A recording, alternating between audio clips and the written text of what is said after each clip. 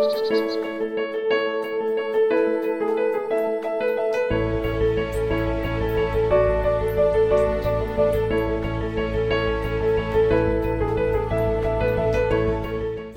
of these projects that we're involved with is working with Reading and Worcester University and working with a PhD student there called Megan.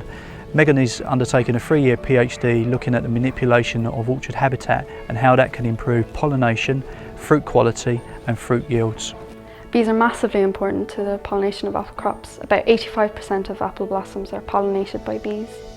Worst case scenario, if the bee population continues to decline, is we're left with a few generalist species. We no longer have honeybees to manage, and it's no longer sustainable to keep growing fruit in Britain, which means all the fruit farms will possibly turn to arable farms. To overcome the decline of bee populations in apple orchards, fruition growers are already sowing wildflowers in the grass strips between the tree rows.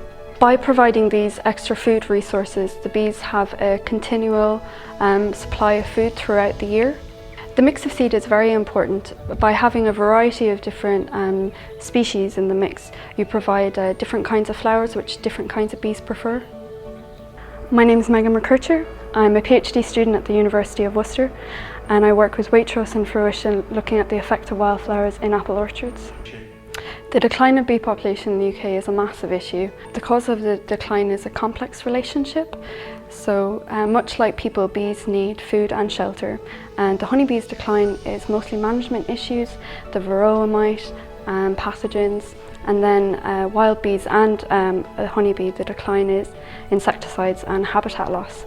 Habitat loss affects their floral and nesting resources. Honeybees, bumblebees and solitary bees tend to visit the apple blossoms the most, but solitary bees have been shown to be the best pollinators because they're small and they're a bit clumsy. As they're moving over the floral structure, they pollinate more and provide a better fruit set. So to stop bees declining, we are enhancing the orchard habitat by sowing wildflower mixes and increasing the food resources available for the bees. Best case scenario is we stop the decline of bee population and increase bee population in the UK and have a more sustainable fruit production and pollination service. So it's critical that we have good pollination to make sure we have sustainable fruit production going forward.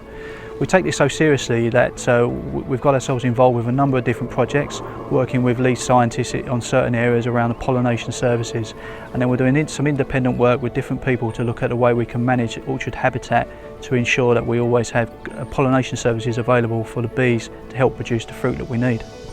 Well, as you can see, it's still early days, but we're learning a lot, but we hope with the work that we're doing and our involvement with the science industry that we can really make a difference to our growers in terms of their performance with fruit yields and quality.